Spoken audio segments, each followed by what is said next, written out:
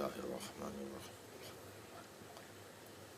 الرحمن الرحيم مالك يوم الدين إياك نعبد وإياك نستعين اهدنا الصراط المستقيم صراط الذين أنعمت عليهم غير المغضوب عليهم صل على محمد. أعوذ بالله من الشيطان الرجيم بسم الله الرحمن الرحيم الحمد لله الذي لا يبلغ مدحته القائلون ولا يحصي نعماءه العادون ولا يعدي حقه المجتهدون الذي ليس لصفته حد محدود ولا نعت موجود ولا وقت معدود ولا أجل ممدود فطر الخلائق بقدرته ونشر الرياح برحمته الصلاة والسلام على الرسول المسدد المصطفى العمجد المحمود الأحمد سيدنا ومولانا ومولى الكونين جد الحسن والحسين عاني أبا القاسم محمد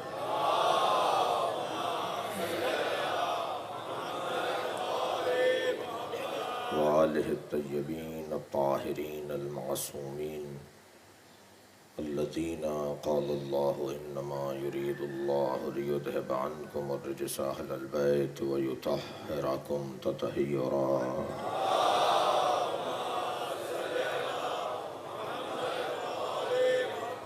ولعنة الله على أعدائهم أجمعين من يوم عداوتهم إلى قيام يوم الدين. أما بعد قال الحكيم في قرآن الكريم بسم الله الرحمن الرحيم اهدنا الصراط المستقيم صلوات.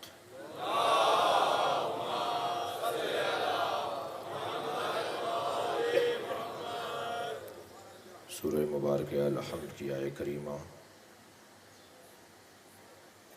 اللہ نے ہدایت کی ذمہ داری اپنے اوپر لی ہے، اور جو چیز اس نے اپنے پاس رکھی اور جو اس کی ہے اس سے اسی کا سوال کیا جا رہا ہے.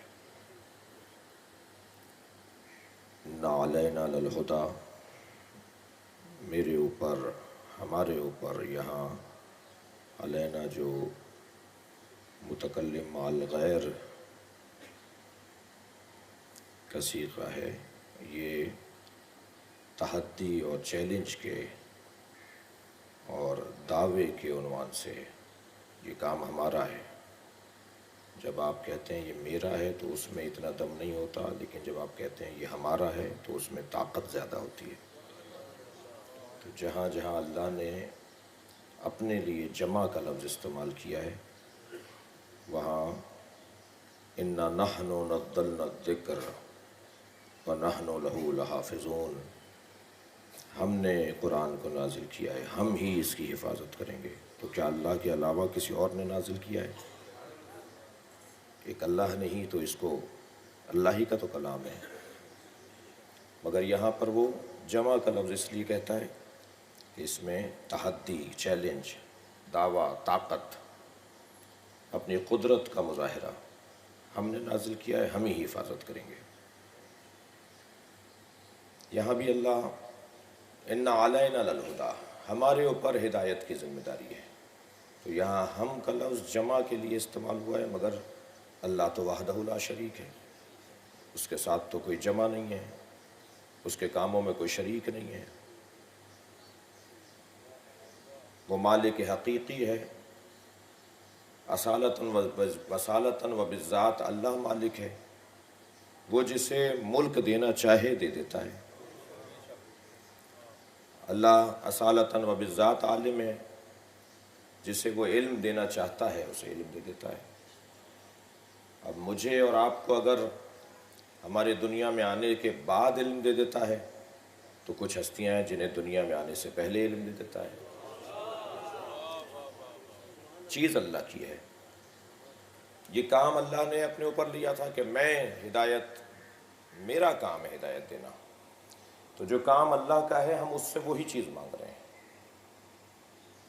اہدنا الصراط المستقیم، ہمیں ہدایت فرما، ہماری ہدایت فرما۔ لغوی اعتبار سے اگر حسین اور ظریف لفظ کہہ دیں، ہمیں ہدیہ عطا فرما، صراط مستقیم، ایک ایسا رستہ جو معتدل رستہ ہے، سیدھا رستہ ہے، صاف رستہ ہے اور مکمل رستہ ہے۔ مستقیم جہاں کجی کا نہ ہونا اس میں پایا جاتا ہے، وہاں اس کا ہدف تک پہنچنے کا پہلو بھی پایا جاتا ہے۔ یہ رستہ کہیں درمیان سے منقطع نہیں ہوگا، یہ بالآخر ہمیں منزل تک پہنچائے گا۔ مستقیم یعنی جہاں سے انسان اسے لے رہا ہے وہ وہاں تک اس کے ساتھ رہے گا جہاں اسے جانا ہے۔ ہدایت کا اللہ نے جو انتظام کیا وہ بہت روشن اور واضح ہے۔ اس نے جیسے جیسے فہم بشر بڑھتا چلا گیا، جیسے جیسے انسان کا شعور بلند ہوتا چلا گیا، ایسے ایسے ہدایت کی گہرائی، رہنمائی ذہن بشر کے مطابق وسیع ہوتی چلی گئی۔ حضرت آدم اولو العزم پیغمبر نہیں ہے، یعنی ان پر کوئی شریعت نہیں نازل ہوئی، ان پر کوئی کتاب ان دے کر نہیں بھیجا اللہ نے۔ پہلے ہادی ہیں، سب سے پہلے رہنما ہیں، مگر شریعت دے کر نہیں بھیجا انہیں۔ وہ بشری وجود کا آغاز تھا۔ بلا تشبیہ اس دودھ پیتے ہوئے بچے کو کیا بتانا ہے کہ نماز کیسے پڑھتے ہیں، روزہ کیسے رکھتے ہیں، حج کیسے کرتے ہیں؟ یہ وقت آئے گا تو اسے بتا دیں گے۔ جب یہ اس قابل ہوگا یا قابل ہونے جا رہا ہوگا تو اسے کچھ بتا دیا جائے گا۔ جیسے جیسے لہذا کہا گیا ہے 7 سال کا بچہ، آپ کا 7 سال کا بچہ اگرچہ اس پہ نماز واجب نہیں ہے مگر اسے نماز کی تمیز دو، اسے طہارت سمجھاؤ، اسے نماز سکھاؤ۔ یہ 3 مہینے کے بچے کو، یہ 6 مہینے کے بچے کو نماز کیا سکھائیں؟ بلا تشبیہ۔ اسی طرح حضرت آدم کے زمانے کے لوگوں کے لیے شریعت کو اللہ نے قرار نہیں دیا، اس لیے کہ وہ دور لازم نہیں تھا، وہ فہم بشر اس قابل نہیں تھا، بندگی ابھی مولود تھی، بندگی ابھی بچپنے کے بلکہ نونہالی اور شیرخواری کے ایام سے گزر رہی تھی۔ یہ بندگی ذرا بندہ اور ہے، بندگی اور ہے۔ یہ جیسے جیسے شعور بشر بہتر ہوتا چلا جائے گا، بندگی بھی بڑھتی چلی جائے گی۔ زیادہ اچھے بندے کس زمانے کے ہیں؟ زیادہ اچھے بندے کیا انبیاء کرام کے زمانے کے ہیں یا ہمارے نبی کے زمانے کے ہیں؟ اور پھر زیادہ اچھے بندے اللہ کے بندے ہمارے نبی کے زمانے کے ہیں یا آج کے زمانے کے ہیں؟ زیادہ اچھے بندے آج کے زمانے کے ہیں یا جب امام ظہور فرما جائیں گے اس وقت کے زیادہ اچھے ہوں گے؟ وہ معیار بندگی، وہ معراج بندگی ہوگا جب حضرت ظہور فرمائیں گے۔ صلوات پڑھیں گے محمد و آل محمد۔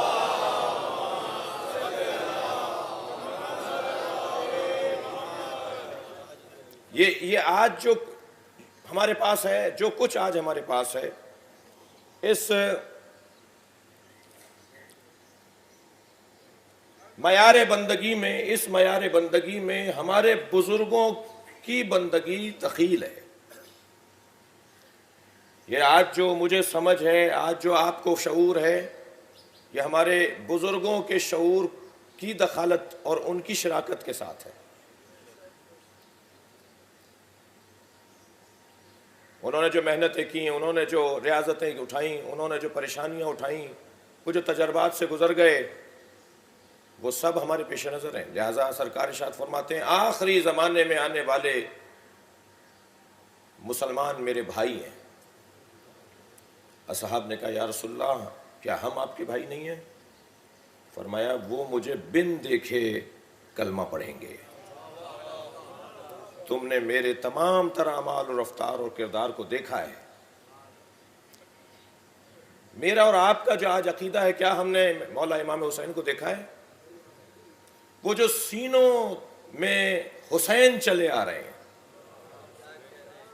وہ جو صلبوں میں حسین کا نور چلا آ رہا ہے، وہ جو ماؤں کے تربیت کے اندر امام حسین کا ذکر چلا آ رہا ہے، وہ ہے ہمارے پاس۔ بھائی کربلا کی سرزمین ایک ایسے ملک کا خطہ اور قطع ارضی ہے جو عراق کہلاتا ہے، جو عرب علاقہ ہے۔ ہم ہندوستانیوں کی اور ہم پاکستانیوں کی نہ زبان ان سے ملتی ہے، نہ ثقافت ہماری ان جیسی ہے، نہ ہم لباس ویسا پہنتے ہیں جیسا وہ پہنتے ہیں، نہ ہمارے کھانے ان جیسے ہیں، نہ ہمارے گھروں کی ساخت ان کے گھروں کی ساخت کی طرح ہے۔ حتیٰ ہماری سواریاں اور ہمارے میل ملاپ اور ہمارے تعلقات اور ہمارے رسم و رواج کربلا والوں کی طرح اور عراق والوں کی طرح اور نجف والوں کی طرح تو نہیں ہے۔ پھر کربلا میں جن ہستیوں نے اپنی جان کی قربانی دی، ان کے رسم و رواج تو عراق عرب کے مطابق تھے، مدینے والوں کے مطابق تھے۔ ہم تو مدینے کے لوگ نہیں ہیں۔ اگر کبھی 1000 سال پہلے ہمارے بزرگوں کا، 700 سال پہلے ہمارے بزرگوں کا مدینہ منورہ سے کوئی تعلق تھا، تو اب تو صدیاں گزر گئی، ہماری ثقافت تو تبدیل ہو چکی۔ پھر میں ہی کیا، یہی کیفیت دیگر اقوام اور دیگر ملل کی بھی ہے۔ وہ بھی امام حسین کی طرح تو لباس نہیں پہنتے، کربلا والوں کی طرح تو غذا نہیں کھاتے، مگر کیا سبب ہے کہ ان کا تو بہت سی چیزیں ان کی ہم جیسی نہیں ہیں، یعنی ہماری ان جیسی نہیں ہیں، مگر حسین ہمارے ہیں۔ اور میں ہی نہیں کہہ رہا کہ حسین ہمارے ہیں، وہ افریقہ کا کالا کہہ رہا ہے کہ حسین ہمارے ہیں، وہ ہندوستان کا پنڈت کہہ رہا ہے حسین ہمارے ہیں، وہ مسیحوں کا پادری کہہ رہا ہے حسین ہمارے ہیں، وہ سندھی کہہ رہا ہے حسین ہمارے ہیں، وہ پنجابی کہہ رہا ہے حسین ہمارے ہیں۔ ہر شخص کہہ رہا ہے میرے ہیں، ہر شخص کہہ رہا ہے کہ میرا ان سے تعلق ہے۔ یہ کون سی چیز ہے کہ جس نے ہمیں امام حسین کے ساتھ اتنا گہرا کر دیا، اتنا وابستہ کر دیا؟ میرے محترم سننے والوں، مادہ تبدیل ہوتا ہے، غذائیں تبدیل ہو جاتی ہیں۔ اب سے 100 سال پہلے جو ہماری بزرگ خواتین یا ہمارے گھر کی عورتیں کھانے پکاتی تھیں، آج کی بیویوں کو وہ نہیں پکانے آتے۔ شاید جو آج پکائے جاتے ہیں وہ آئندہ والوں کو نہ پکا سکیں اور وہ ان کے لیے آسان نہ ہو۔ تبدیل ہو رہی ہیں، غذائیں تبدیل ہو رہی ہیں۔ لباس، آپ پرانی اپنی تصویریں، جو بزرگ بیٹھے ہیں وہ اپنی تصویریں دیکھیں کس طرح سے آپ کپڑے پہنتے تھے۔ گاڑیاں، سواریاں تبدیل ہو گئیں، گھر کے ہمارے انداز تبدیل ہو گئے۔ تو جس چیز کو اصالت حاصل ہی نہیں ہے، جو چیز اصالتاً اہمیت اور حیثیت کی مالک ہی نہیں ہے، اس پر توجہ ہی نہیں ہے اسلام کی۔ یعنی اسے ثانوی حیثیت دیتا ہے، اسے ثالثی حیثیت دیتا ہے، اسے ذکر کرتا ہے مگر کسی وجہ سے ذکر کرتا ہے، اسے ذاتی طور پر اہمیت نہیں دیتا۔ میں اور اپنا لفظ تبدیل کروں، اسلام کے تو کوئی کپڑے ہی نہیں ہیں، اسلام کی تو کوئی غذا ہی نہیں ہے، اسلام نے کسی سواری کا تعارف نہیں کروایا، اسلام نے رہنے کے لیے مکانات کی چھتوں کا اور دیواروں کا سائز نہیں بتایا، دیوار کے دروازے کتنے بڑے اور چوڑے ہوں، دیواریں کتنی موٹی اور پتلی ہوں، کچھ نہیں کہا اسلام نے۔ اسلام کے کوئی کپڑے نہیں ہیں، فلاں لباس جو آپ پہنے ہوئے ہیں، فلاں لباس جو میں پہنے ہوا ہوں، فلاں لباس جو میرے فلاں عزیز پہنے ہوئے ہیں، یہ اسلام کا لباس ہے؟ نہیں۔ اسلام کہتا ہے مجھے لباس سے کوئی غرض نہیں، اپنی عفت بچاؤ، اپنی حیا بچاؤ، جو چاہو پہنو۔ مجھے غذا سے کوئی تعلق نہیں ہے، تم کیا کھا رہے ہو، میں صرف اتنا کہوں گا کہ حلال کھاؤ، کوئی حرام نہ کھانے پاؤ۔ میں گھر کے بارے میں کچھ نہیں کہوں گا، بس ایسی جگہ پر رہو جو غصبی نہ ہو۔ صلوات پڑھیں گے محمد و آل محمد۔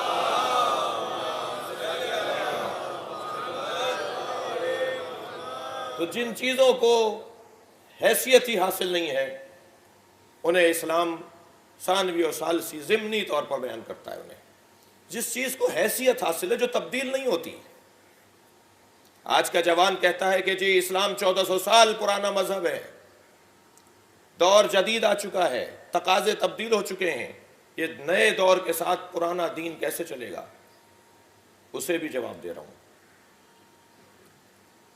اسلام مادے سے گفتگو نہیں کرتا، اسلام کا عنوان گفتگو مادہ نہیں ہے، اسلام کا عنوان گفتگو قانون ہے، اصول ہے، اقدار ہے، تہذیب ہے۔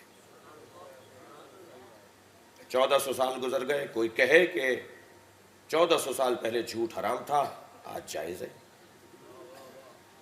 تبدیل ہوا اصول۔ اسلام نے جب ظہور فرمایا تو غیبت حرام تھی، آج غیبت حلال ہے۔ کسی پہ ظلم و زیادتی کرنا اس وقت حرام تھا، آج حلال ہے۔ لا ضرر ولا ضرار فی الاسلام، نہ ضرر قبول کرو گے نہ ضرر پہنچاؤ گے، یہ قانون اسلام نے 1400 سال پہلے دیا کہ یہ اس وقت حلال اس وقت تھا، آج نہیں ہے۔ کیا چیز بدلی ہے؟ کیا چیز تبدیل ہوئی ہے؟ مادہ تبدیل ہوا ہے، اصول، قانون، تہذیب، اقدار تبدیل نہیں ہوئے، اس لیے کہ مادے کا تعلق ہمارے بدن کے ساتھ ہے، مادے کا تعلق ہمارے اٹھ بیٹھ کے ساتھ ہے، اصولوں کا تعلق، قانون کا تعلق، تہذیب اور اقدار کا تعلق ہماری روح کے ساتھ ہے۔ بدن تو گورا اور کالا ہوتا ہے مگر روح گوری اور کالی نہیں ہوتی۔ بدن تو مرد کا اور عورت کا ہوتا ہے مگر روح مؤنث اور مذکر نہیں ہوتی۔ صلوات پڑھ لیں ذرا محمد و آل محمد۔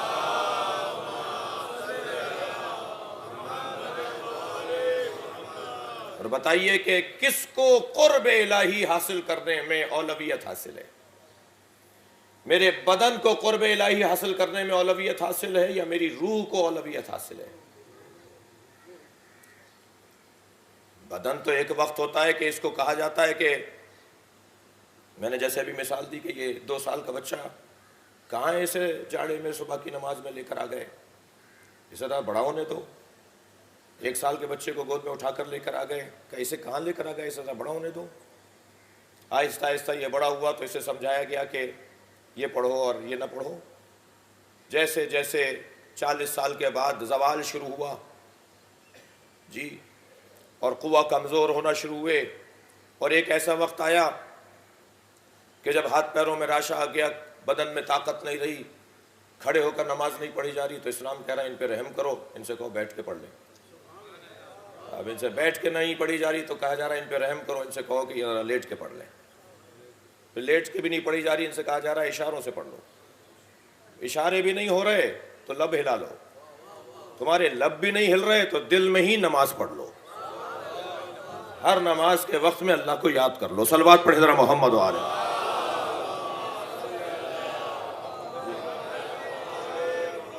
بھئی یہ بدن ایک مرحلے پر اللہ کا مخاطب نہیں تھا اور ایک مرحلے پر آ کر اللہ کا مخاطب نہیں رہا، مگر بتائیے وہ کون سا مرحلہ ہے کہ روح اللہ کی مخاطب نہیں رہی؟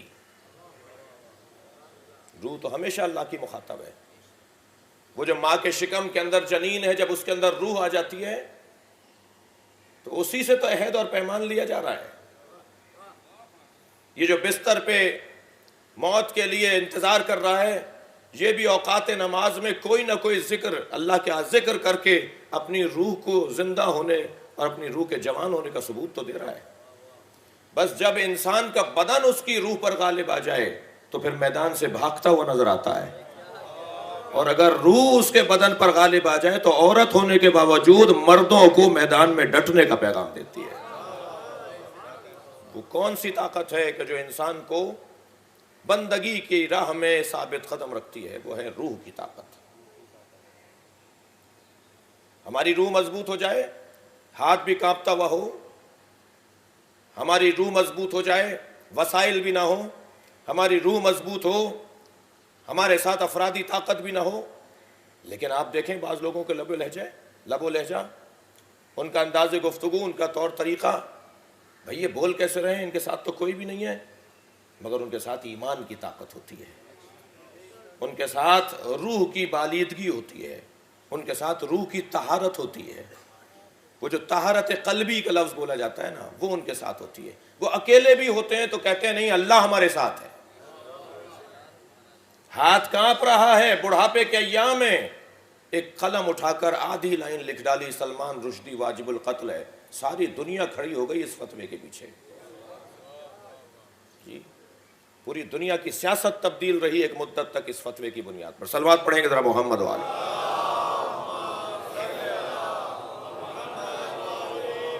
اس سے بہتر صلوات نبی کی ذات پہ دیں۔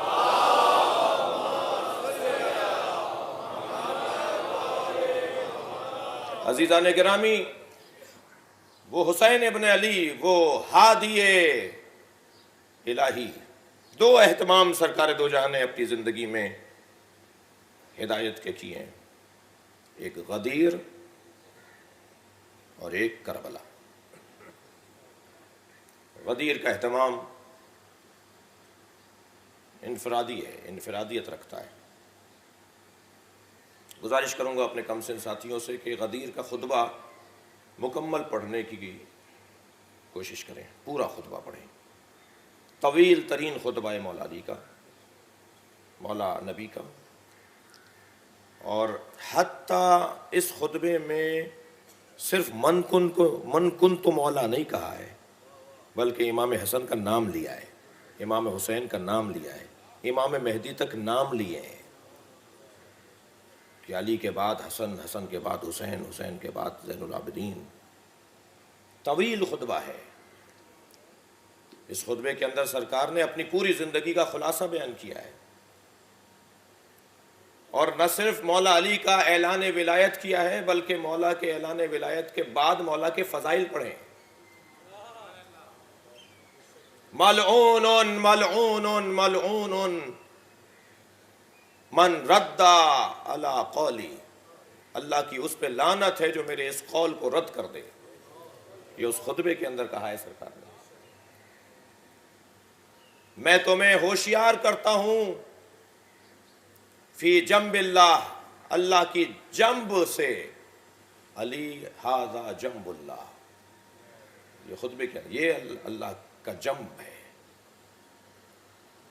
جیم نون بے، جنب کے 3 معنی لکھے ہیں، سن لیجئے۔ ایک تو پہلو، یہ ہم اپنے پہلو کو کہتے ہیں جنب، جنب اللہ، تو اگر ید اللہ سمجھ میں آ رہا ہے تو جنب اللہ بھی سمجھ میں آ جائے گا، اگر عین اللہ سمجھ میں آ رہا ہے، اگر لسان اللہ سمجھ میں آ رہا ہے تو جنب اللہ بھی سمجھ میں آ جائے گا۔ جنب اللہ کے ایک معنی تو یہ ہے۔ اچھا، قرآن مجید میں ایک آیت ہے کہ دوزخ میں بھیجے جانے والے لوگ کہیں گے یا حسرتا علی ما فرطت فی جنب اللہ، ہم نے جو جنب اللہ کے ساتھ کیا کاش وہ نہ کرتے۔ نبی غدیر کے خطبے میں فرما رہے ہیں کہ علی جنب اللہ ہے۔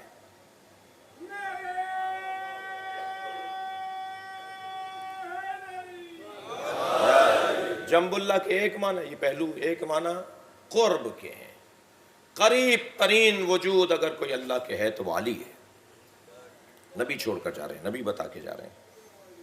جنب اللہ کے ایک معنی لکھے ہیں، جنب اللہ کے ایک معنی لکھے کام، کام، جنب اللہ اللہ کا کام، یعنی علی علی کروانا، علی علی کہلوانا، علی کو پہنچانا، یہ اللہ کا کام ہے۔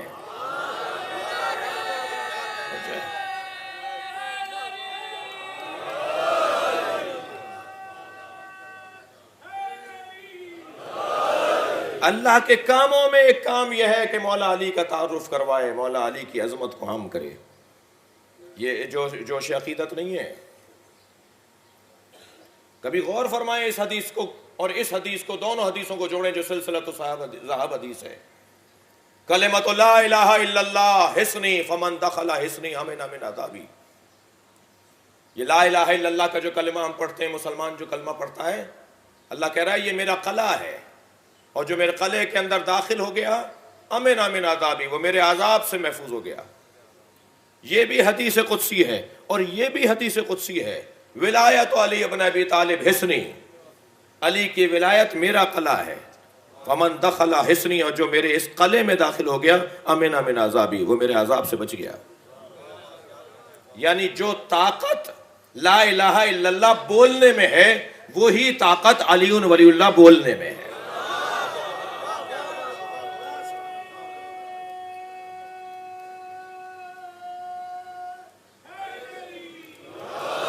میں جملے کو تکرار کروں گا، پاکستان میں مجلس پڑھ رہا ہوں، رسانوں پر ہمارا بیان جا رہا ہے۔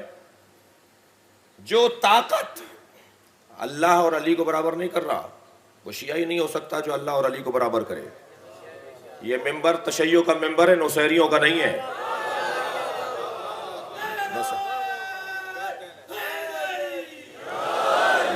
نصیری اور ہوتا ہے، شیعہ اور ہوتا ہے۔ ہم اپنی محنتوں کو ضائع نہیں کریں گے۔ ہماری تو کیا محنتیں ہیں، ہمارے بزرگوں کی محنتیں ہیں، ہمارے آباء و اجداد کی محنتیں ہیں، اولیاء الہی کی محنتیں ہیں۔ امام حسین کے سر کو کاٹا گیا ہے اس لا الہ الا اللہ کی وجہ سے۔ ہم اپنے بزرگوں کی محنتوں کو ضائع نہیں کریں گے۔ یہ چند ناسمجھ لوگ ہیں۔ آج دور مختلف ہے، پہلے بھی نہیں کہنے کی ضرورت تھی، پہلے بھی کہنا یہ جائز نہیں تھا، صحیح نہیں تھا۔ بہت ساری باتیں ٹھیک ہیں، مگر وہ ممبر سے کہنے کی نہیں ہے، وہ مدرسے کے موضوعات ہیں۔ جہاں طالب علم بحث کرتا ہے، دوسرے دن آ کے سوال کرتا ہے، تیسرے دن آ کر بلجھاتا ہے، چوتھے دن آ کے حل کرتا ہے۔ 6 مہینے لگ جاتے ہیں ایک ایک بحث کو سمجھنے اور سمجھانے میں۔ یہ بحثیں مدرسوں کی، بہت سی بحثیں جو ممبر پہ آج ہمارے یہاں ہوئی ہیں، وہ مدرسوں کی بحثیں نہیں ہیں، معاف کیجیے گا، مجلسوں کی بحثیں نہیں ہیں، مدرسوں کی بحثیں ہیں۔ بہت ساری باتیں ٹھیک ہیں، مگر کلم الناس علی قدر عقولہم، لوگوں سے ان کی عقل کے مطابق بات کیا کرو۔ اب یہ تو سامعین کو تو شاید میں محنت کر لوں، مشقت کر لوں، کثرت کر لوں، ریاضت اٹھا لوں، تو میں سامعین کو تو پہچاننے لگ جاؤں کہ میں حضرت کو پہچانتا ہوں، میں جناب کو پہچانتا ہوں، مجھے میرا پرانا تعلق ہے، میں تو ان کو خاندانی طور پہ ہمارا واسطہ ہے، لیکن جہاں تک ہماری آواز جاری ہے، انہیں تو میں نہیں پہچانتا، تو پھر میں تو ان کی عقل کے مطابق بات نہیں کر رہا۔ اور بہت ساری باتیں غلط ہیں، صحیح نہیں ہیں، بہت ساری باتیں غلط ہیں، وہ ہضم کیے بغیر بتائی جاتی ہیں۔ دیکھیں، جیسے روٹی کے لیے ہاضمہ چاہیے، جس طرح غذا کے لیے ہاضمہ چاہیے، اسی طرح علم کے لیے بھی ہاضمہ چاہیے۔ اور شاید علم کا جو ہاضمہ ہے وہ زیادہ مضبوط نظام ہاضمہ مانگتا ہے۔ صلوات پڑھیں ذرا محمد و آل محمد۔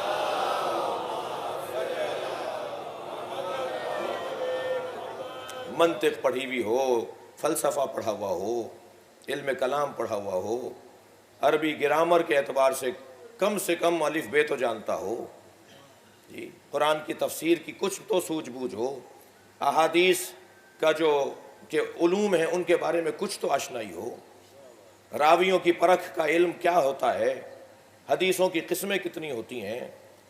ائمہ نے جب اگر حدیث فرمائی ہے تو ہمیں اس کا جیسے قرآن کے شان نزول کو پرکھا اور دیکھا جاتا ہے، ایسے دیکھا جاتا ہے کہ امام نے کس جگہ پر کن کے سامنے یہ بات کی ہے، ماحول کیا تھا۔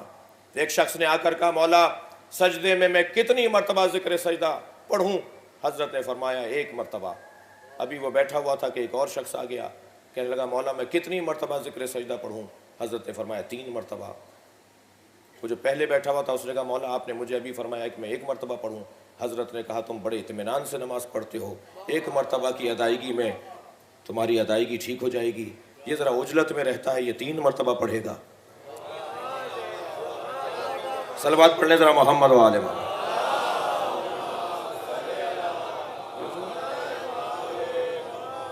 اب جس نے وہ حدیث دیکھی ہے وہ تو کہہ رہا ہے، وہ تو سمجھ رہا ہے کہ جی 1 دفعہ ہی پڑھنا واجب ہے۔ جس نے وہ حدیث دیکھی ہے وہ کہہ رہا ہے جی 3 مرتبہ پڑھنا واجب ہے۔ کون صحیح رائے دے پائے گا، کون صحیح عقیدہ نظریہ بنا سکے گا؟ جس نے دونوں چیزوں کو پڑھا ہو۔ عزیزان گرامی، میں نے ایک مجلس میں کہا تھا کہ ہماری قوم پہ جو خطرات منڈلا رہے ہیں ان میں سے ایک خطرہ علماء کرام کے خلاف اور مراجع کے خلاف اور مجتہدین کے خلاف نامناسب، ناگوار اور ناموزون اور غیر معتدل گفتگو ہے، غیر منصفانہ گفتگو ہے۔ بہت شکریہ۔ غیر منصفانہ گفتگو ہے۔ میں ایک جگہ حضور مجلس پڑھ رہا تھا، مجلس میں پرچہ ایک تقسیم ہوا، عشرہ تھا ہمارا، پنجاب کی بات ہے۔ اس میں فہرست دی ہوئی تھی کہ چھٹے امام کی حدیث ہے کہ مکھی کا خون نجس ہے، اس کے سامنے لکھا تھا آیت اللہ سیستانی کا فتویٰ ہے کہ پاک ہے۔ پانچویں امام کی حدیث ہے کہ فلاں چیز حلال ہے، آیت اللہ خامنائی کا فتویٰ ہے کہ وہ حرام ہے۔ ایک لسٹ بنی ہوئی تھی ائمہ کی حدیثیں۔ بھائی میں اگر آشنا نہیں کروں گا کہ کیا طریقے اپنائے جا رہے ہیں، جی ایک لسٹ بنی ہوئی تھی کہ ائمہ کی احادیث یہ کہتی ہیں اور مجتہدین کے فتوے یہ کہتے ہیں، اور نیچے پھر لکھا ہوا تھا کہ دیکھیے آپ ان کی تقلید کرنا چاہتے ہیں، آپ کو تو ائمہ کی تقلید کرنا چاہیے، یہ تو ائمہ کے حکم کے خلاف فتوے دیتے ہیں۔ بات بڑی سجا کے کی گئی تھی۔ سادہ ذہن انسان، پاکستان میں اکثریت ویسے ہی عقیدتی تشیع کی ہے، فقاہتی تشیع تو ہمارے ہاں ویسے ہی 20% ہے۔ جس نے سمجھ کے تشیع کو اپنایا ہو اس کی تعداد تو ویسے ہی ہمارے یہاں کم ہے۔ اب یہ اتنا سجا کر پیش کیا اور نیچے لکھا نہیں کرو تقلید ان کی، حرام ہے ان کی تقلید کرنا، اور فلاں اور فلاں۔ مگر اللہ نے میری مدد کی کہ اس کے نیچے جن صاحب کا نام لکھا تھا وہ فلمی دنیا کے بہت بڑے صنعت کار ہیں۔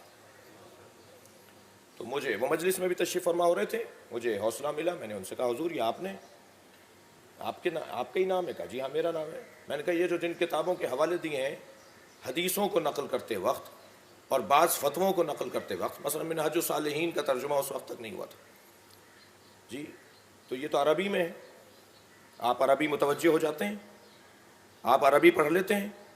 کہنے لگے نہیں مجھے کسی نے لکھ کے دیا ہے۔ میں نے کہا حضور جس نے ایک حدیث لے کر آیت اللہ سیستانی کے فتوے کو اس کے ساتھ جوڑا ہے، اس نے ایک حدیث لی ہے، آیت اللہ سیستانی نے 80,000 حدیثوں کو دیکھا ہے۔ ان کے پیش نظر سینکڑوں حدیث ہیں اس باب کے اندر، آپ نے ایک حدیث کو لیا ہے اور آپ کو یہ بھی نہیں پتا اس کے راوی کون ہے، آپ کو اس سے بھی کوئی غرض نہیں ہے کہ اس کی سند کیا ہے، اس کا حوالہ کیا ہے، یہ نقل کرنے والے نے کہاں سے نقل کیا ہے۔ کتنا سجا کے کام ہو رہا ہے، توجہ کر رہے ہیں؟ میں کہتا ہوں اگر بات اچھی بھی ہو تو اس سے لینی ہے کہ جو اہل ہو۔ صلوات ہدیہ کریں محمد و آل محمد۔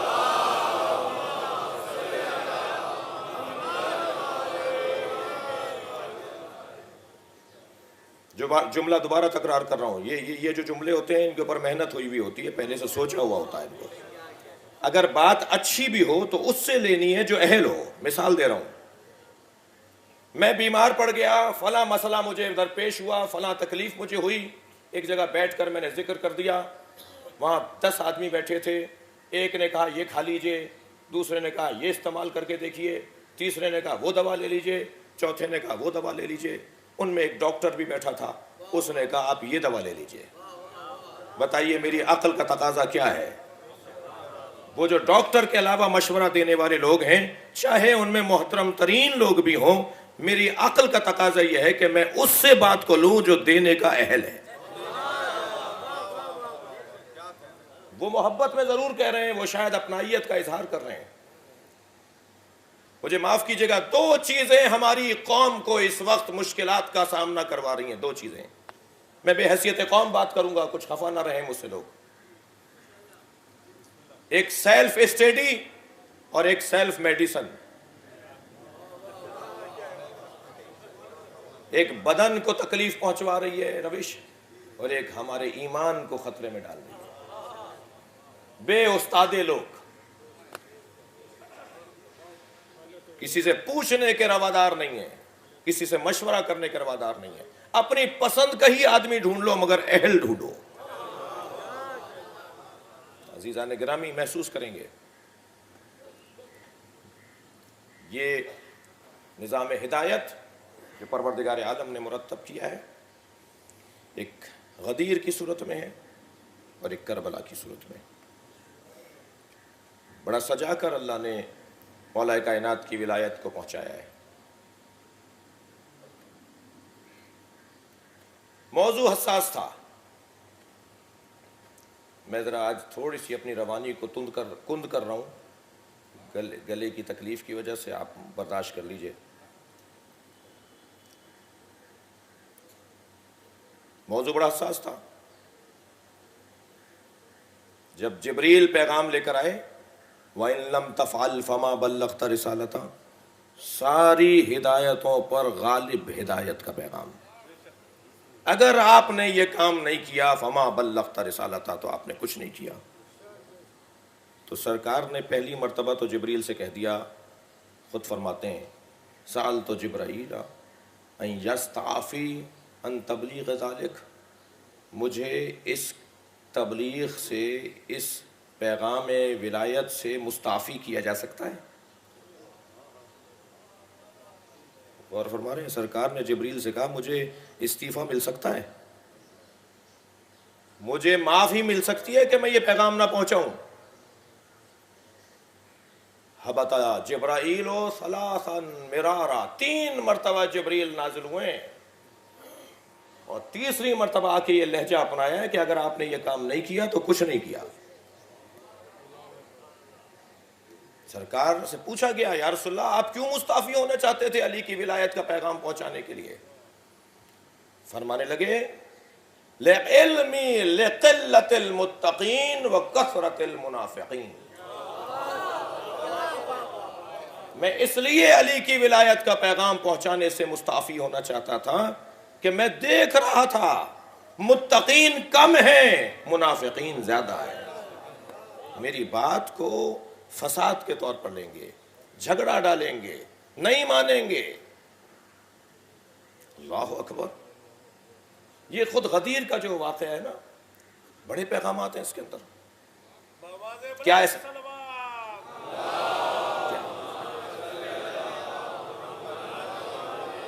ایسا نہیں ہوا جو سرکار سوچ رہے تھے؟ ایسا نہیں ہوا. اور جو اللہ کا ارادہ تھا، کیا وہ اللہ کا ارادہ پورا ہوا؟ یقیناً پورا ہوا. بات کا استدلال اپنی جگہ، لیکن یہی پہلا جملہ کیا ہے، یقیناً پورا ہوا. اللہ جو چاہتا تھا وہ ہوا. لیکن جو سرکار فرما رہے تھے وہ بھی ہوا یا نہیں؟ یہ جو سرکار بار بار فرما رہے تھے مجھے مستعفی کر دو، مجھے چھوڑ دو، مجھے معاف کر دو، یہ اعلان مجھ سے نہ کرواؤ، بار بار جبریل پیغام لے کر آ رہے تھے. یہ اگر یہ حدیث کوئی کہے مولانا کہاں سے لے آئے، تو قرآن کی یہ آیت تو بہت روشن ہے نا، واللہ یعصمک من الناس. اسی آیت کے اندر نا، اسی سورہ مائدہ کے اندر اللہ کہہ رہا ہے کہ لوگوں کے شر سے اللہ تمہیں بچائے گا، تم پیغام پہنچاؤ، جو شر پھیلائیں گے اللہ ان سے تمہیں بچائے گا. تو یہ تو آیت ہے نا، اس کے درمیان کوئی گفتگو ہوگی نا. سرکار منع کر رہے ہیں یا اللہ میں اگر پہنچاؤں گا تو فساد ہوگا، یہ لڑیں گے مجھ سے. اور اللہ کہہ رہا ہے تم پہنچاؤ، اگر یہ لڑیں گے بھی تو تمہیں اللہ ان لوگوں کو شر سے بچائے گا. اور ایسا ہوا یا نہیں ہوا؟ جیسے ہی میرے مولا نے ولایت مولا علی کا اعلان کیا، فوراً ایک شخص کھڑا ہو گیا. بولنے والا تو ایک تھا، یہ بات من میں تو بہت سو کے گزر رہی تھی.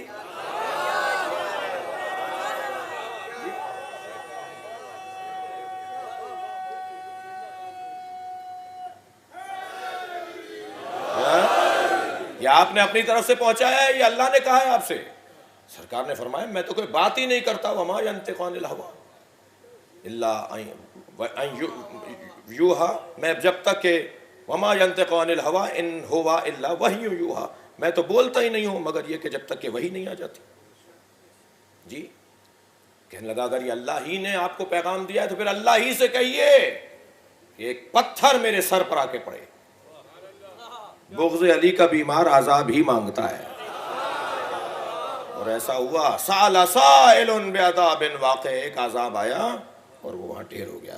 حارث ابن نعمان فہری. جی اور اس کے بعد کیا ہوا؟ اس عذاب کو دیکھ کر، بھئی میں سب کو ایک جیسا نہیں کہہ سکتا، سب ایک جیسے ہوتے بھی نہیں، لیکن بہرحال ایک سبب تو بہت سے لوگوں کو خاموش کر گیا کہ بھئی تیار ہو جاؤ، اس نے تو مانگ لیا عذاب، تمہیں بھی چاہیے، تمہیں تو زندگی عزیز ہے.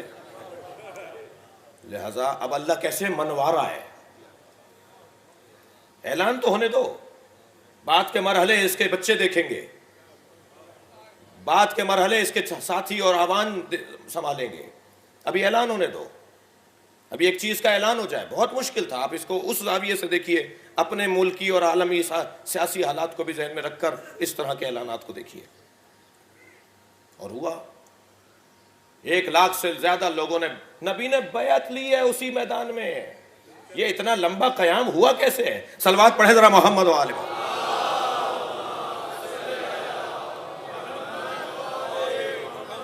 کوئی کام کمزور نہیں رکھا گیا. اسی میدان میں مولا کائنات کی بیعت لی ہے. حتیٰ 100 سے زیادہ راویات ہیں، صحابیات ہیں، 100 سے زیادہ عورتیں ہیں جنہوں نے اس واقعے کو نقل کیا جو اس وقت میں غدیر میں موجود تھیں. جی ایک ظرف رکھ دیا جاتا تھا، مولا علی اس میں پانی میں اپنا ہاتھ رکھتے تھے اور خواتین اپنا ہاتھ پانی میں رکھ کر نکال لیتی تھیں. یہ بیعت کا طریقہ تھا غدیر میں عورتوں کا. جی بعض جگہ ملا ہے، بعض بیعتوں میں ملا ہے انبیاء اور ائمہ کے کہ ہاتھ پہ کپڑا رکھ دیا جاتا تھا، وہ ہاتھ پہ ہاتھ رکھ کے چلی جاتی تھیں اور یہ بیعت شمار ہوتی تھی، حتیٰ عورتوں کی بیعت. جی مردوں نے بیعت کی. 1 لاکھ سے زیادہ لوگوں نے غدیر کے میدان میں مولا علی کی بیعت کی. مدینے پہنچے ہیں، یہ اعلان ہو رہا ہے سرکار کی حج ہے، حج کے بعد محرم ہے، یعنی ذی الحج ہے، ذی الحج کے بعد محرم ہے، محرم کے بعد سفر ہے. سفر کی 28 تاریخ کو آپ کی رحلت ہے. کتنی مدت گزر گئی؟ جوڑ لیجیے ذرا جلدی سے، 3 مہینے سے کچھ کم. جی اتنے دن کے بعد سرکار کی رحلت ہو گئی. یہ 70 دن کے بعد ایسے ہو گئے اکثر لوگ کہ جیسے کچھ سنا ہی نہیں تھا. میرے مولا نے کہا کہ کوئی گنجائش ہی نہیں ہے، اعلان ہو چکا ہے. 1 دن پہلے والا اعلان تم کہہ دیتے، تم نے کہہ دیا کہ بخار کا اثر ہو رہا ہے، کاغذ اور قلم لے کر آؤ، میں تمہیں ایسی چیز لکھ کر دے دیتا ہوں کہ میرے بعد گمراہ نہیں ہوگے. کہنے لگے سرکار کے ذہن مبارک کے اوپر بخار کا اثر ہے. اور نبی مکرم کو اتنا ناگوار گزرا کہ حضرت نے فرمایا قوموا عنی، میرے گھر سے نکلو. زندگی میں 1 مرتبہ سرکار نے اس لب و لہجے میں بات کی ہے، میرے گھر سے نکلو.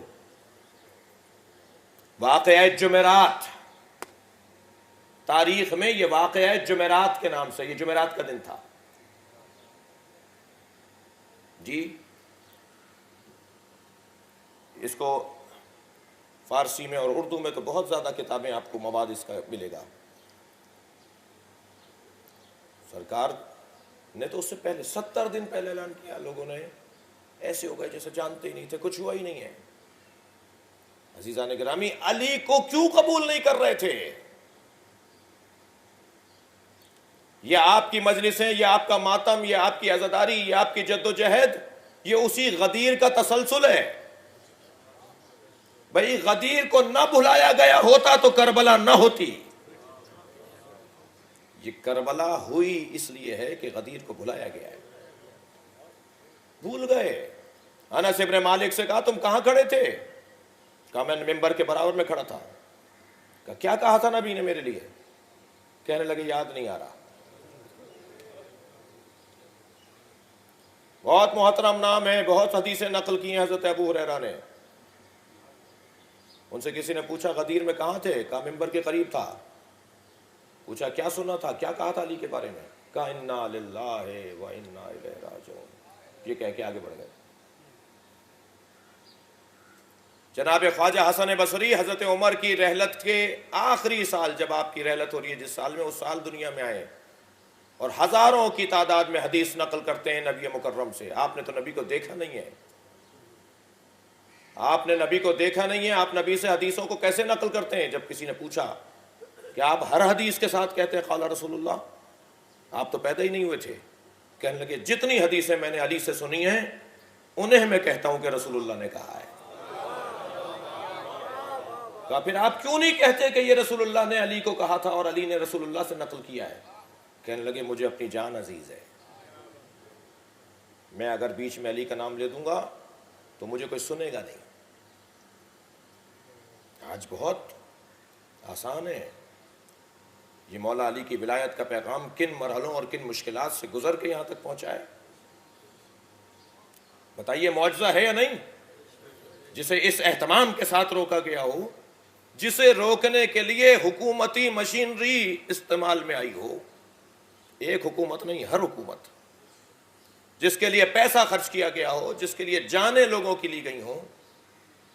آج اتنی مدت گزرنے کے بعد آپ رسانوں پر صرف پاکستان کے رسانے نہیں بلکہ دنیا بھر کے رسانے، آپ ان رسانوں پر بیٹھ کر، آپ ان ٹیلی ویژن چینلز کے اوپر بیٹھ کر جب مولا علی کی ولایت اور مولا علی کی محبت اور مولا کی افضلیت کی بات کر رہے ہوتے ہیں، اس کے پیچھے آپ کے بزرگوں کی محنتیں، خون ہے،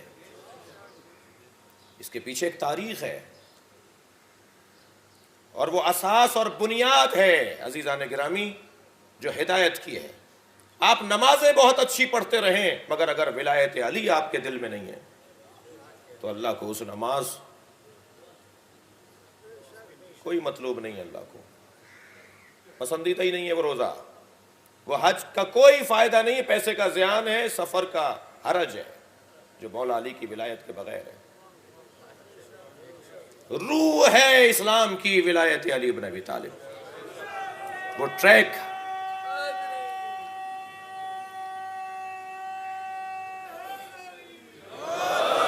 وہ سیدھا رستہ جس کے اوپر ہمیں ڈالا گیا ہے، اس رستے پر آ جاؤ، تم سیدھے چلتے رہو گے، دیر سے پہنچو گے، تکلیفوں سے پہنچو گے مگر پہنچو گے منزل پر۔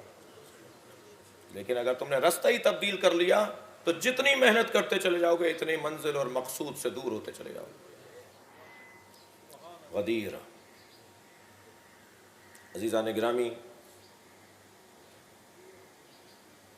پوچھا میرے مولا سے، مولا آپ اتنا کیوں کربلا کو یاد کرتے ہیں؟ فرمایا ہمیں خوف ہے کہ کہیں غدیر کی طرح کربلا کو چھپا نہ دیا جائے۔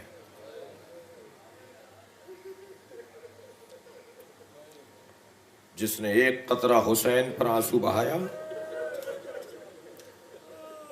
اس کے لیے جنت واجب۔ کیوں بھائی؟ اس لیے کہ وہ سسٹم کو بچا رہا ہوتا ہے۔ یہ رونا، یہ آنکھوں میں آنسو، یہ سسٹم کا تحفظ ہے، نظام کا تحفظ ہے۔ میں نے ایک مجلس میں کہا تھا تو بہت سے لوگوں کے حلق سے نہیں اتری تھی بات، شاید اب کچھ واضح ہوئی ہو میری بات۔ یہ آنکھ کا آنسو یہ آپ کو صحیح دروازے پہ ٹکائے رہتا ہے، یہ آپ کو صحیح جگہ پہ روکے رکھتا ہے۔ یہ خود کو ہی کم بات ہے، یہ امام حسین پہ ماتم، یہ امام حسین کا گریہ ہمیں بے راہے سے بچاتا ہے۔ جس نے حسین پہ رلایا،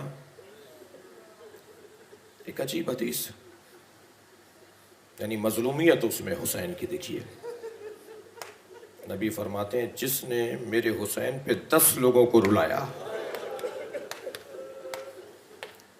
میں قیامت میں اس کی مدد کے لیے آ جاؤں گا۔ پھر اسی حدیث میں فرماتے ہیں اگر 10 نہیں، کسی نے میرے حسین پہ 3 لوگوں کو رلایا میں مشکل وقت میں اس کا ساتھ دوں گا۔ اللہ رے مظلومیت حسین، فرماتے ہیں جس نے میرے حسین پر ایک آدمی کو رلایا، اس نے مرثیہ پڑھا، اجرکم اللہ، اس نے مرثیہ پڑھا، اس نے نوحہ پڑھا، اس نے مقتل پڑھا، اس نے مصائب پڑھے، اور ایک آدمی اس کے سننے پر رو پڑھا۔ نبی فرماتے ہیں قیامت میں اس کی مدد کروں گا۔ یہ گریہ، یہ جب ہمارا دل ٹوٹتا ہے نا، اگر کسی کو یقین نہیں آ رہا تو ذرا اپنے فلاں دوست کو بلا کر لے آئے مجلس میں اور پھر دیکھے وہ رو رہا ہے یا نہیں رو رہا۔ نہیں روتا ہر شخص، مجھے پتا ہے کہ کیا کیا اعتراض ہماری مملکت میں، ہمارے ماحول میں ہوتے ہیں، یہ تو انسانی تقاضے ہیں، جس کا دل نرم ہوگا وہ رو پڑے گا۔ نہیں روتا ہر شخص، یہ آنسو توفیق الہی سے باہر نہیں ہے، ہر شخص نہیں روتا۔ بلکہ میں نہ رونے والوں سے کہوں گا جب رونے والوں کی آوازیں سنیں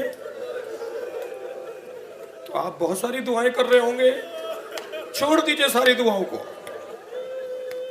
یہ دعا بھی کیا کیجئے، یا اللہ مجھے حسین پر گرنے والا آنسو عطا فرما۔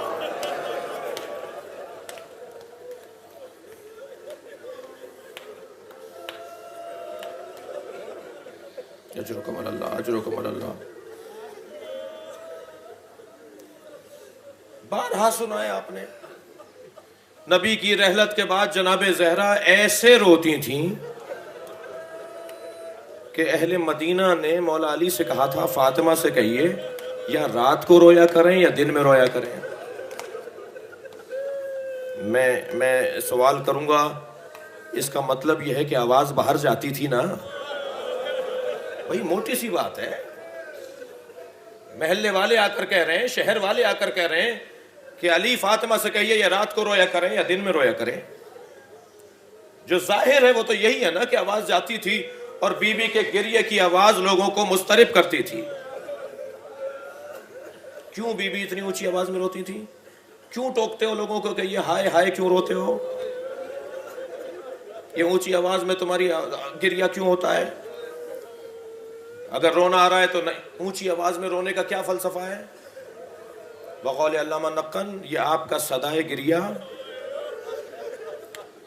یہ تبلیغ دین مبین اسلام ہے۔ آپ کے رونے کی آواز لوگوں کو متوجہ کرے گی کس طرف؟ حسین کی طرف۔ لہٰذا میرے چھٹے امام جب رونے کی آوازوں کو بلند دیکھتے تھے تو دعا دیتے تھے، یا اللہ ان پر رحم کر، یہ ہمارے آمر کو زندہ کر رہے ہیں، یہ لوگوں کو ہماری طرف متوجہ کر رہے ہیں، ان کے یہ رونے کی آوازیں لوگوں کو ہماری طرف متوجہ کر رہی ہیں۔ اجرکم اللہ، اجرکم اللہ۔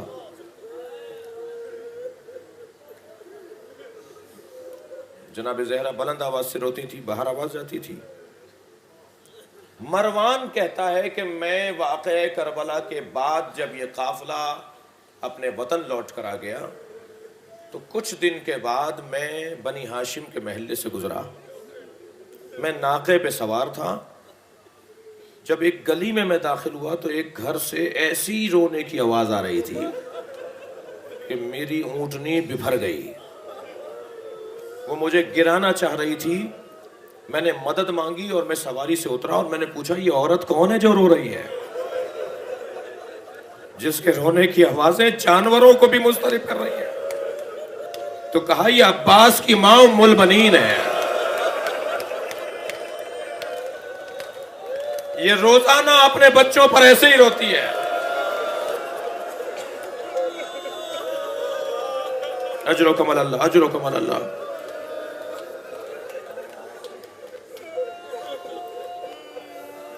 جناب رباب جب تک زندہ رہیں، کبھی جناب رباب سائے میں نہیں بیٹھی دن میں، جب تک دھوپ رہتی تھی دھوپ میں بیٹھتی تھی،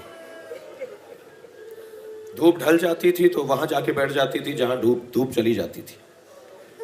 روزانہ بی بی کے پاس مدینے کی بیویاں آ کر دل بہلانے کے لیے، تشفی کے لیے، صبر کے لیے، پرسے کے لیے، آپ کی زبان میں کہوں جناب رباب کے پاس روزانہ پرسے کے لیے مدینے کی بیویاں آتی تھیں، اور وہ پرسے کے لیے آتی تھیں، مجلس ہوتی تھی، روزانہ گریہ ہوتا تھا امام سجاد کے گھر میں۔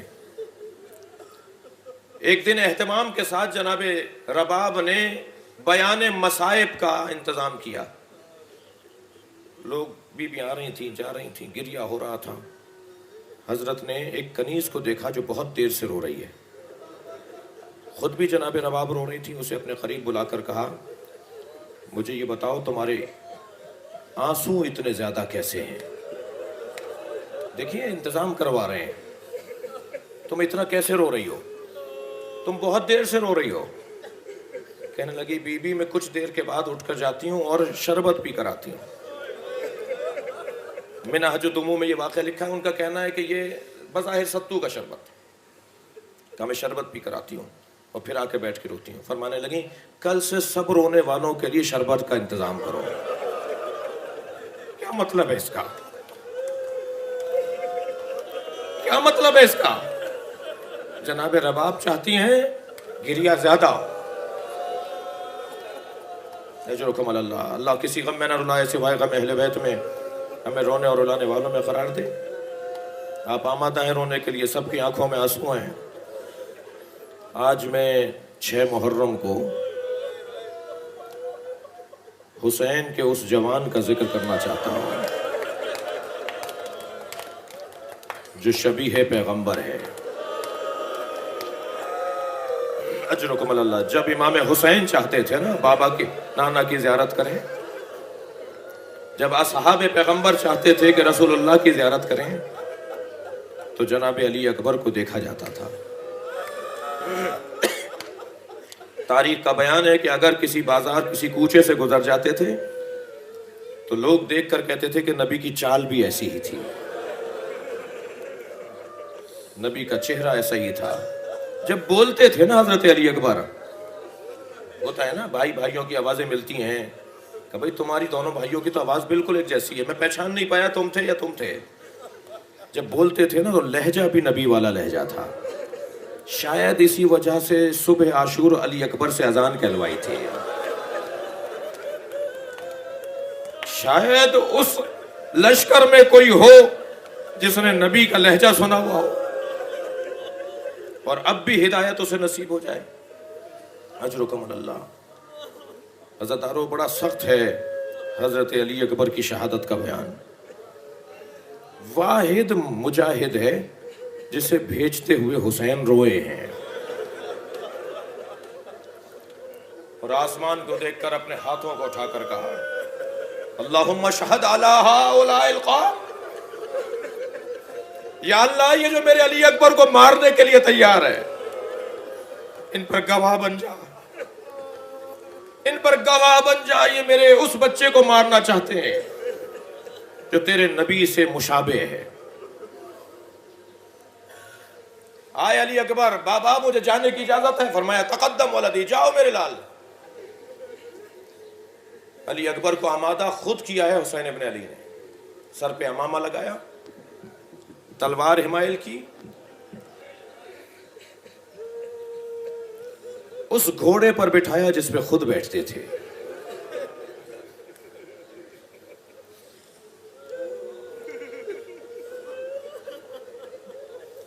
رخصت سے قبل فرمایا جا کے پھوپھی سے اجازت بھی لے کر آؤ، جا کر اپنی بہنوں سے بھی مل کر آؤ، جاؤ اپنی ماں سے بھی مل کر آؤ، اور وہ ایک بوڑھی ماں فضہ سے بھی مل کر آؤ. بڑا سخت بیان ہے. مقتل میں حضرت علی اکبر کے علاوہ کوئی بیویوں سے رخصت لینے نہیں آیا ہے.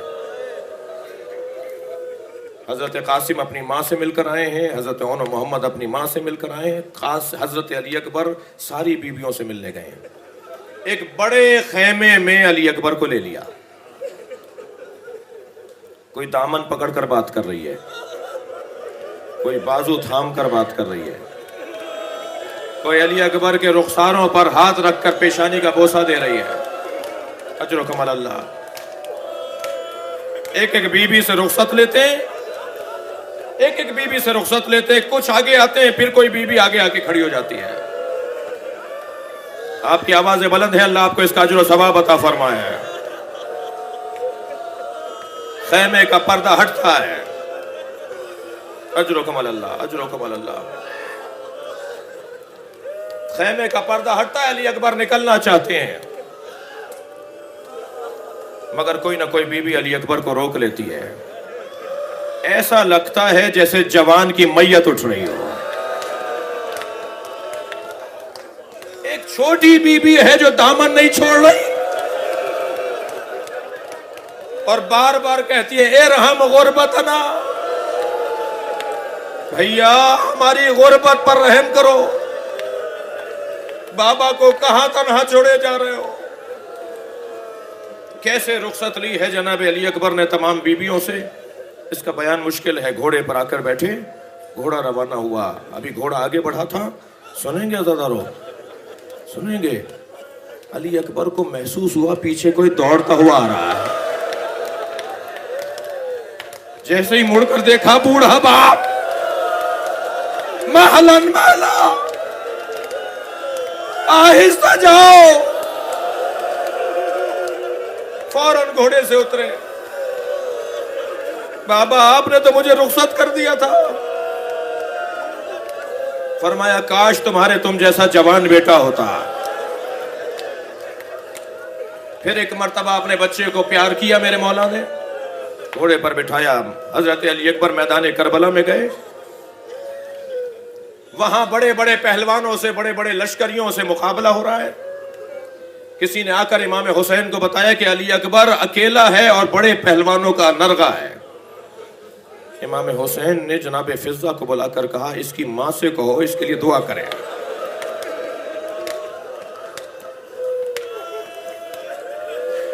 عجب نہیں ام لیلہ نے خیمے میں جا کے سر پہ قرآن رکھ لیا.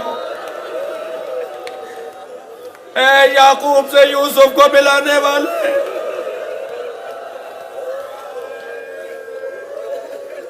مجھے ایک مرتبہ علی اکبر دکھا دے، مجھے ایک مرتبہ اور علی اکبر دکھا دے. ماں بھی ام لیلہ جیسی ماں کہ تکبیر کی آواز بلند ہوئی. جناب ام لیلہ گئی ہیں خیمے کے در پر، کیا دیکھا؟ علی اکبر واپس آئے اور بابا کے پیشانی کا بوسہ لیتے ہوئے، ہاتھوں کا بوسہ لیتے ہوئے کہتے ہیں بابا چند گھونٹ پانی کے مل جائیں تو میں بتاتا ہوں کس کا پوتا ہوں. میں دشمن کو بتاؤں گا میری تربیت کس عباس نے کی ہے. اجرکم اللہ، اجرکم اللہ. 3 سال یا 4 سال کے تھے علی اکبر. میرے مولا حسین مسجد میں نماز پڑھ رہے تھے، عبادت میں مصروف تھے، آ کر برابر میں بیٹھ گئے. بابا مجھے انگور چاہیے.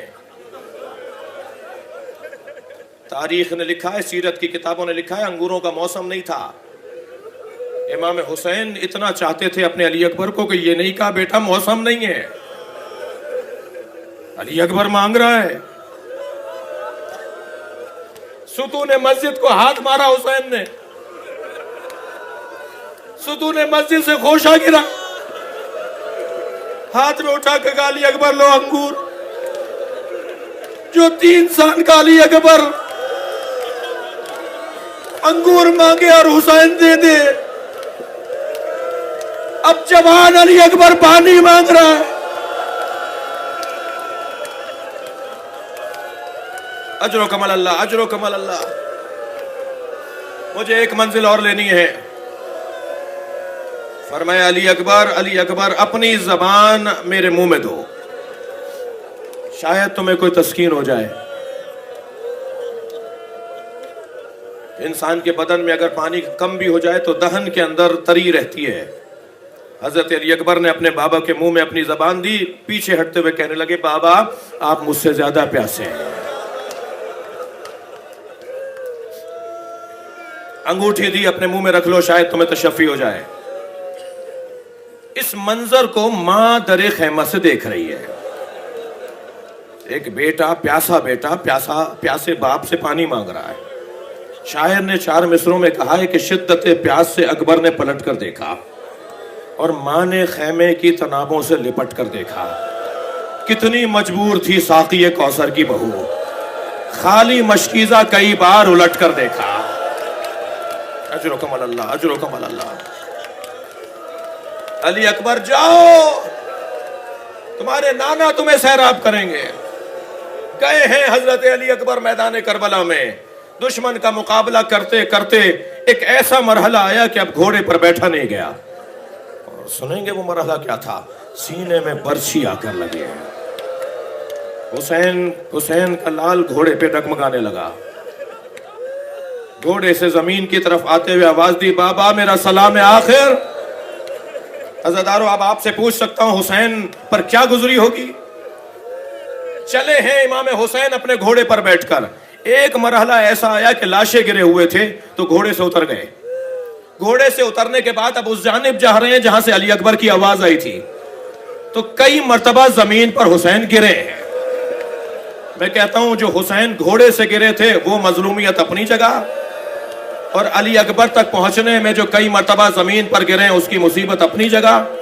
اور جب ایک مرتبہ گر کر اٹھنے لگے تو آواز دینے لگے علی مجھے کچھ نظر نہیں آ رہا، میرے لال مجھے آواز تو کہو.